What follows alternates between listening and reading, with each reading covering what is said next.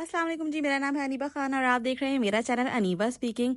जिसने global village वाला vlog नहीं देखा, उसका पूरा यूएई विद मी का एपिसोड नंबर 6 नहीं देखा, पहले जाके वो देख लो। उसमें आपको पूरा ग्लोबल विलेज का मैंने टूर कराया है। आज का जो व्लॉग है वो उस पूरे टूर के बारे में नहीं है, बल्कि ग्लोबल विलेज के अंदर मौजूद जो कार्निवल है उसके बारे में है कि कितने मजे का वो कार्निवल है और उसमें से मैं क्या क्या जीती हूँ। यहाँ मैं आपको 2 टिप्स दूंगी। टिप नंबर 1, एक तो ये कि कंफर्टेबल जूते पहन के आए। जैसे दुबई मॉल में बहुत ज्यादा चलना है, वैसे ही ग्लोबल विलेज में भी बहुत ज्यादा चलना है। तो हील पहन के आएंगे तो थोड़ी देर में ही आपको पैरों में तकलीफ होना शुरू हो जाएगी और आप नहीं घूम पाएंगे। सेकंड टिप ये है कि अगर आपने टिकट्स बाय करने हैं तो ऑनलाइन जरूर बाय कर लें, क्योंकि ऑनलाइन आपको सस्ते मिलते हैं। ऑन द काउंटर आपको थोड़े से महंगे मिलते हैं, ऑनलाइन आपको 5 दरम सस्ते मिल जाते हैं। हाँ, बस अलबत्ता ये है कि ऑनलाइन बाय करने के लिए आपके पास कार्ड होना चाहिए, लेकिन अगर आपको कैश पेमेंट ही करनी है तो फिर आपको काउंटर से ही बाय करने पड़ेंगे। अभी कल ही यूएई का नेशनल डे गुजरा है, जिसकी वजह से ग्लोबल विलेज के अंदर बहुत प्रिटी किस्म की लाइटनिंग्स और बहुत प्यारा डेकोरेशन हुआ है। साथ ही अलग अलग तरह की परफॉर्मेंसेस हो रही हैं जहां पे अमाराती कल्चर को रिप्रेजेंट किया जा रहा है। That was very pretty.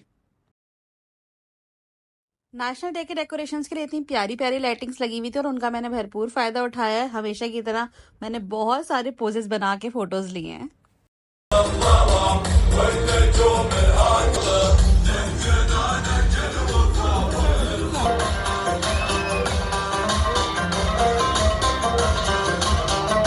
और मैं पहुंच गई हूँ कार्निवल में and as expected it is so colourful and eye catching है, क्योंकि कार्निवल के कलर्स तो वैसे भी ऐसे ही होते हैं। लाइटिंग्स बहुत ही मजे की थी यार, मतलब बंदे को देख के ऐसा लगे जैसे बचपन में वापस लौट आए हैं।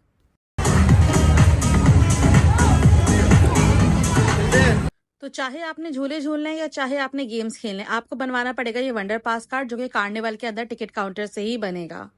इसको बनाने के लिए मिनिमम आपको 150 दरम पे करना पड़ता है। मिनिमम है, मैक्सिमम आप और ऊपर जा सकते हो और इस कार्ड को आप मजीद टॉप अप करा सकते हो।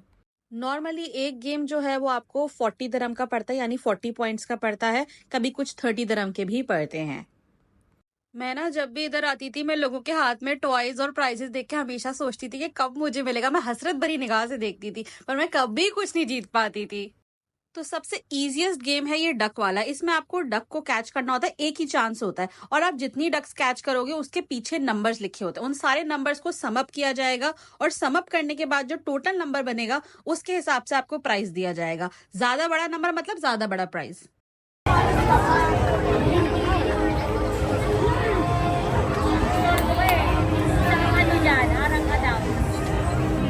और ये मैं अपनी पूरी दिलो जान से अपने एक ही चांस में डक्स को कैच कर रही हूँ और मुझे यहाँ से भी प्राइस मिल गया था, लेकिन बड़ा छोटा प्राइस था, पर खुशी हुई कि कम से कम मिला तो सही।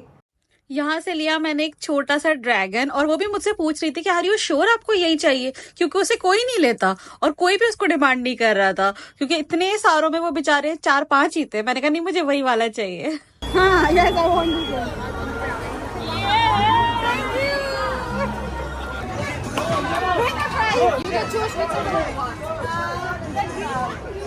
अब जो बड़ा प्राइज में जीती वो इस गेम में जीती कि इसमें सिंपल सा ये, जहां रिबाउंड लिखा है वहां पे बॉल मारनी है, बॉल वहां से टच होके नीचे बास्केट में गिरनी चाहिए। साउंड्स इजी, लेकिन इजी नहीं है, क्योंकि जहां रिबाउंड लिखा है उसके अंदर बाउंसर्स लगे हुए हैं। बॉल जब उस पे जाती है तो टिप्पा खा के बाहर गिर जाती है, बास्केट में नहीं जाती है। और एक रेड लाइन बनाई हुई है, उस रेड लाइन से पीछे खड़े होके ही डालना है।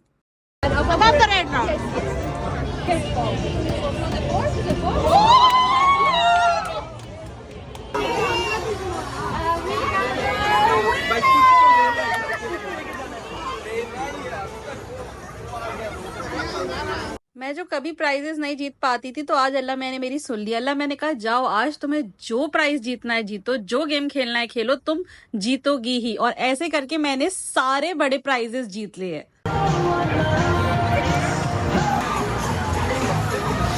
और इसके बाद ग्लोबल विलेज घूमने का तो सवाल ही नहीं उठता था, क्योंकि इतने बड़े बड़े प्राइजेस लेके घर तक जाना बहुत मुश्किल काम था, इनको उठाना ही बहुत मुश्किल काम था।